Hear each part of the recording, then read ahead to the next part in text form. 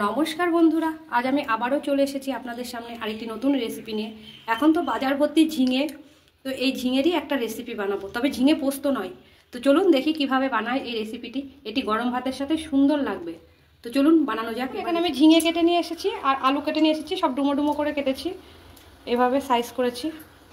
বুঝতেই পাচ্ছেন আলুগুলো খুব বড় নয়, ছোটো ছোটো করে ডুমো ডুমো করে কেটেছি। রান্নাটা আমি সর্ষের তেলে করব। তো এখানে আমি তেল দিয়ে দিলাম। এগুলো কাটতে পারিনি, এখন একটা ঝিঙে কাটা বাকি রয়েছে।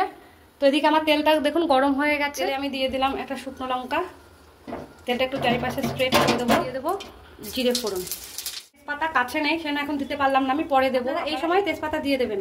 এবার আমি আলুগুলো দিয়ে দেবো, একটু নাড়িয়ে নেব। আমি তখন তেজপাতাটা দেওয়া হয়েছিল না, আমার হাতের কাছে ছিল না, আমার নিয়ে আসতে হলো, তো আমি তেজপাতাটা তেলের মধ্যে দিয়ে দিলাম। আপনারা প্রথমে দেওয়ার চেষ্টা করবেন, তাহলে এর একটা সুন্দর অ্যারোমা বেরোয়, সেটা এর মধ্যে মিশে যাবে। ঝিঙে আমার কাটা হয়েছিল না, ওটা আমি কেটে নিয়ে আসলাম আলু ভাজার ফাঁকে। একটু নাড়িয়ে নেব। তো দেখুন আলুগুলো আমার ভাজা হয়ে গেছে। এবার আমি এর মধ্যে ঝিঙেগুলো দিয়ে দেবো, একটু নাড়িয়ে নেব। হলুদ আর দিয়ে দেবো স্বাদ অনুযায়ী নুন। নাড়িয়ে নেব। এটা ভালো করে মেশানো হয়ে গেছে। অলরেডি জল বেরোতে শুরু করে দিয়েছে, দেখুন জল বেরোতে শুরু করে দিয়েছে, যেহেতু লবণ পড়েছে ঝিঙের মধ্যে জল বেরিয়ে গেছে। এবার আমি এটা ঢাকা দিয়ে দেবো। এটা ততক্ষণ হতে থাক, আমি কিছু মশলা করে নিয়ে আসি, কারণ এতে আমার মশলা লাগবে। তো দেখুন এখানে আমি কিছুটা পোস্ত নিয়েছি, অল্পই পোস্ত নিয়েছি, আপনারা চাইলে বেশি দিতে পারেন। এখন যা পোস্তের দাম হয়েছে, আমাদের মতো নিম্ন মধ্যবিত্ততে পোস্ত খাওয়া একটা বিলাসিতার ব্যাপার হয়ে দাঁড়িয়েছে, সেজন্য আমি কম করেই নিয়েছি। আর দেখুন কালো সর্ষে রয়েছে, হলুদ সর্ষে রয়েছে, আপনারা দুটো রকমের সর্ষে ইউজ করতে পারেন, আবার যে কোনো একটা ইউজ করতে পারেন। আর নিয়েছি কয়েকটা আমন্ড।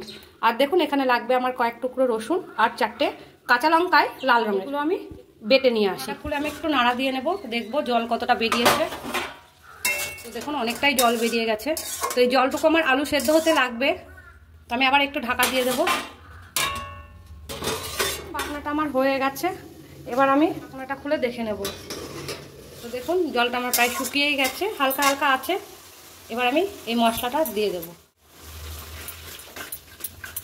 আমি আর জল দেব না, এই জলেই হয়ে যাবে। এবার এটা ভালো করে একটু কষিয়ে নিতে হবে। দিয়ে দেবো চিনি। তো আমি এখানে 1 চামচ চিনি ইউজ করছি, আপনারা কম বেশি করতে পারেন। দেখুন এটা আমার কষানো হয়ে গেছে। সর্ষে দিয়ে ততক্ষণই কষাবেন যতক্ষণ না সর্ষের কাঁচা গন্ধ যায়, নইলে কিন্তু সর্ষে বেশি কষালে কি হবে, তেতো হয়ে যাবে, তরকারিটা তেতো লাগবে। এবার আমি দিয়ে দেবো কাঁচা তেল, এটা কিন্তু খুব ইম্পর্টেন্ট, একটু দেবেন। এটা নাড়িয়ে নেব। আমার রান্নাটা অলমোস্ট ডান। এবার এটা আমি একটা পাত্রের মধ্যে ঢেলে নেব। এখানে আমি একটা থালা নিয়ে নিয়েছি, থালার মধ্যে আমি সবজিটা ঢেলে দেবো, স্প্রেড করে দেবো। তো রান্নাটা আমার কমপ্লিট হয়ে গেল।